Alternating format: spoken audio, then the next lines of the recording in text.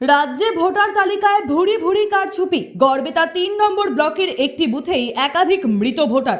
উড়িষ্যাশাহী গ্রাম পঞ্চায়েতের বীরসিংহপুর বেনা চাপড়ার ঘটনা। কেউ মারা গেছেন ৪ বা ৮ বছর আগে, মৃত হলেও ভোটার তালিকায় কাগজে কলমে জীবিত। ২০২৫ সালের ভোটার লিস্টে জল জল করছে তাদের নাম। কারো কারো রয়েছে ডেথ সার্টিফিকেট পর্যন্ত। তবুও কিভাবে ভোটার লিস্টে রয়েছে তাদের নাম, উঠছে প্রশ্ন। গাফিলতির অভিযোগ তুলে সরব বিজেপি।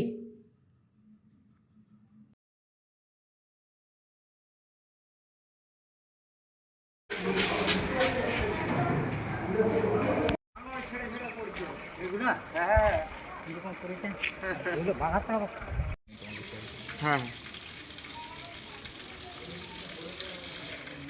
আলোক ঘোষ আপনার দাদা কত বছর হলো মারা গেছে? 5-6 বছর হলো মারা গেছে। মারা গেছে। আর ভোটার লিস্টের নামটা রয়েছে কাকে নিচে না এইটা বাংলা 1428, প্রায় বছর তিনেক, এখন তো 1431 চলছে। 3 বছর হলো মারা গেছে, এখনো তো ভোটার লিস্টে নাম আছে। আমি তো দেখিনি, এবার আসবে বলছে যখন আছে। আপনি গ্রাম পঞ্চায়েতে নাম বাতিলের জন্য আবেদন করেছিলেন? সব তো ডকুমেন্টস তো জমা করেছিলেন? বার্ধক্য ভাতা পাচ্ছিল, বন্ধ হয়ে গেছে। আলোক ঘোষ আপনার বাবা কত বছর হলো মারা গেছে? 1 বছর 1 মাস হয়ে গেছে, এখনো ভোটার লিস্টে নাম আছে। কত বছর হলো মারা গেছেন তিনি? এই 1.5 বছর। বছর দেড়েক হলো মারা গেছে। হ্যাঁ, এই আশ্বিনকে 2 বছর হয়েছে। আচ্ছা, কি নাম ছিল যেন?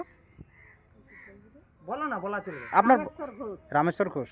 আপনি বয়স্ক ইয়ে লাগছে বলতে, সংকোচ লাগছে। আমি তো যতই হোক হ্যাঁ, নাম হ্যাঁ। ধরিনি কখনো। আচ্ছা, রামেশ্বর ঘোষ 2 বছর হলো প্রায় মারা গেছে। 2 বছর হলো, প্রায় 2 বছরই হচ্ছে। 2 এই বছর হচ্ছে। আশ্বিনের ওই যে ঘটনাটা ঠিক কি?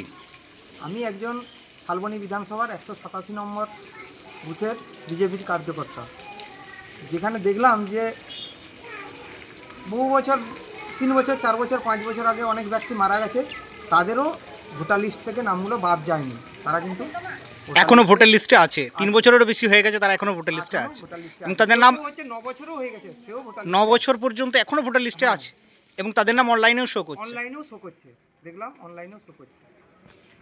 বিজেপির তরফে অভিযোগ করা হচ্ছে উড়াসাই গ্রাম পঞ্চায়েতে ভুতুড়ে ভোটার আছে, এবং তাদের ভোটার লিস্টে এখনো আছে 6-7 বছর আগে মারা গেছে। কি বলবেন? ভুতুড়ে ভোটার নিয়ে দায়বদ্ধতা তো তৃণমূল কংগ্রেসের নয়, সেটা যারা বুথ লেভেল অফিসার আছে তারা। এবং সবথেকে বড় জিনিস, যেটা ডেথ সার্টিফিকেট দিয়ে নামটাকে ডিলিশন করতে হয়, সেক্ষেত্রে বাড়ির যারা বেনিফিশিয়ারি আছে তাদেরও একটা দায়বদ্ধতা থেকে যায়, এবং এটা সম্পূর্ণভাবে বিএলওদের দায় বলবো না, হয়তো বিএলওদের কোনো ভুল টুল আছে, এক্ষেত্রে রাজনৈতিক দলের কোনো সম্পর্ক নেই।